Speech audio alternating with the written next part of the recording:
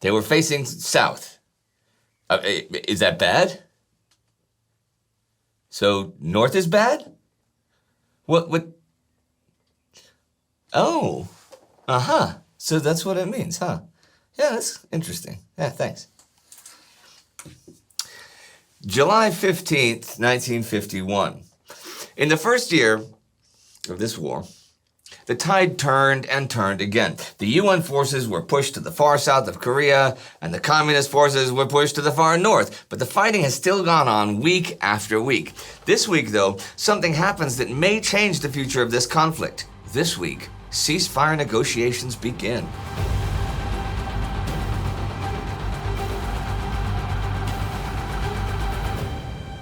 I'm Indy Neidell, and this is the Korean War. Last week, the Chinese and North Koreans agreed that ceasefire negotiations would begin. They designated Kaesong as the location for them, which is within territory they currently control, but near the front lines. UN Forces Commander Matt Ridgway designated his negotiators, who are led by Admiral Turner Joy. And he also got specific orders from the Joint Chiefs of Staff on how to proceed and what they are trying to achieve. Okay, a UN liaison party under Andrew Kinney went to Kaesong the last day of last week to set the stage for the actual ceasefire negotiations, as I mentioned. I spoke a bit about all this last week and mentioned that enemy soldiers surrounded the unarmed Americans with machine guns when they arrived for propaganda photos and all, but there were a few such games. Kinney, though, unwittingly won the next round. The communists led his party to a tea house, which was to be the meeting place, an ornate one-story building. It was the most pleasant structure Kaesong offered. Before the communists could direct them, the Americans marched into the tea house and took the row of seats facing the south. There was an awkward silence, and then the communists gestured, No, you must sit in the other row of chairs, the ones facing north. We're comfortable here, Kinney said, and refused to move. Later, he learned that according to Oriental tradition in peace negotiations, the conquering nation faces the south and the defeated party, the north.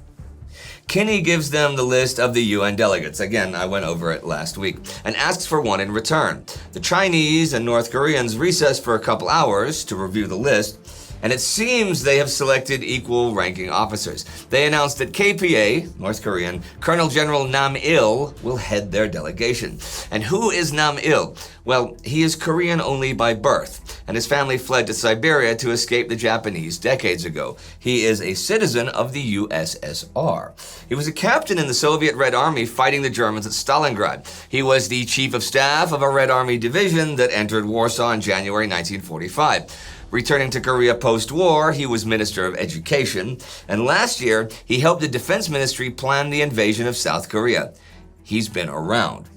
He also turns out to not actually be the head delegate despite the title. That honor goes to Chinese General Xie Fang. There's some background about this guy, but it's not solid. They think he studied in both Japanese and Soviet military academies, and they think he was part of the kidnapping of Chiang Kai-shek in 1937. He worked for the Japanese during their occupation of parts of China during World War II. After the war, became Northern Chief of Propaganda. They think. That last might sound weird. Such progression is unusual in the Soviet intelligence services. A man who has served the other side, even though under direct orders, is usually considered contaminated once the assignment ends and is either liquidated or assigned a meaningless job. In 1951, Xie was put into a position of the utmost importance to Soviet foreign policy. There's another communist delegate who will do actually speaking beyond those two, KPA General Lee Sang-jo. He fought in China with the Chinese communists during World War II, but returned to North Korea already in 1945. So far this year, he served as Deputy Chief of Staff and as Reconnaissance Chief. The first session of negotiations is now on the 10th, also at Kaesong, and instead of coming by helicopter like the liaison party, the UN delegates arrive by road, which has been cleared from Panmunjom on the front lines to the east. The communist hosts guarantee the safety of all UN personnel at or heading to or from the conference area. UN vehicles, though, must be marked with white flags. Kinney is pretty sure that based on his day there, the opposition will try to exact maximum propaganda from the whole thing. And he's told UN Commander Matt Ridgway, but the die is cast. As Turner Joy leaves Munsan-ni, he says this to the assembled press. We, the delegates from the United Nations Command, are leaving for Kaesong fully conscious of the importance of these meetings to the entire world. We are proceeding in good faith, prepared to do our part to bring about an honorable armistice, under terms that are satisfactory to the United Nations Command. The UN vehicles are met with 3 escort vehicles, which are full of officers in full dress uniforms. These guys give victory salutes to the photographers lining the roadsides. To resolve the seating issues, the UN delegates are barred from entering by the northern door. But the communist delegates are already seated anyhow. Joy, leading the UN delegation, is given, as I mentioned he'd be last week, a very short chair so that Nam seems almost a foot taller than him. Joy has foremost in his thoughts to get the UN position, their bargaining position, on record as soon as possible. So he begins with a long statement. He says they are here to discuss military matters and only pertaining to Korea. Nothing political, nothing economic, none of that. And as far as the UN is concerned, the fighting is going to continue until they actually reach an armistice, right? With an armistice commission at work.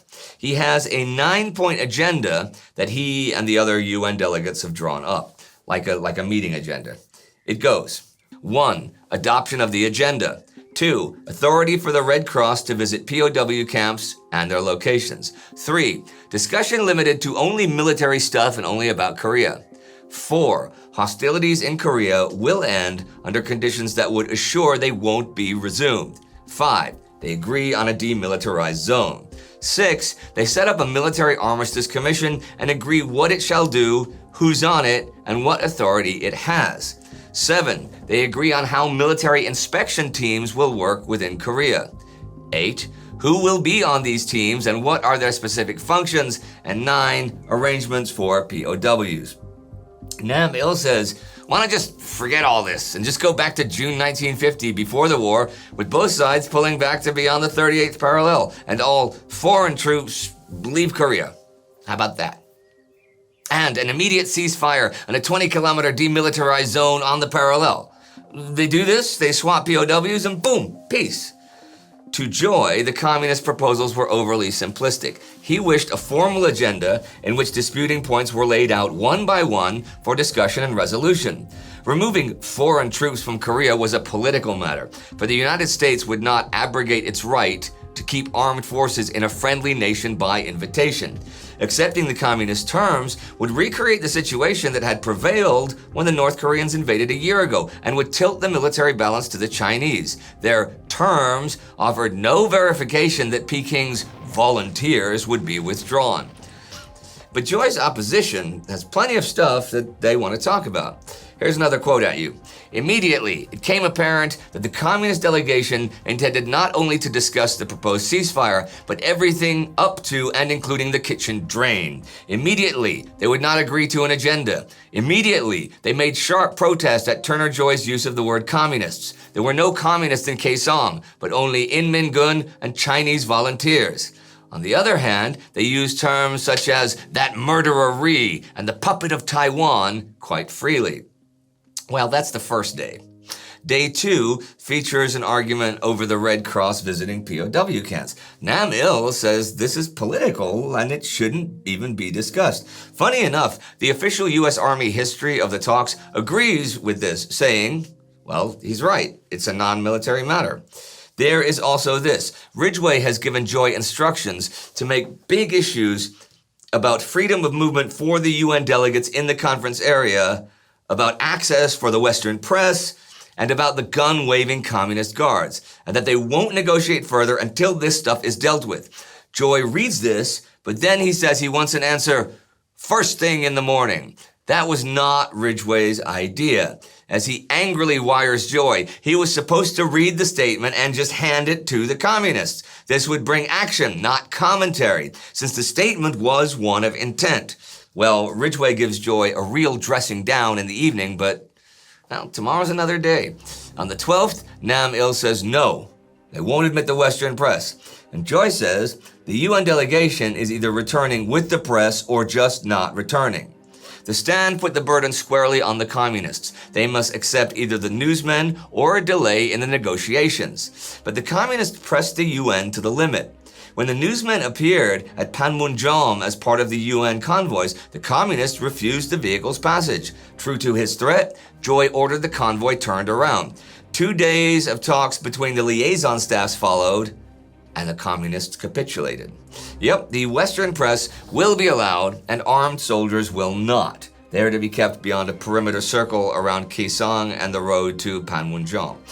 Well, that's good for the UN, I guess, but all of this has Washington wondering how serious the enemy is about the talks. Dean Rusk points out the 12th that since the other side are kind of negotiating by propaganda broadcasts, they're putting themselves in a position that they might not be able to withdraw from. And also, intelligence shows a pretty substantial enemy buildup of troops at the front.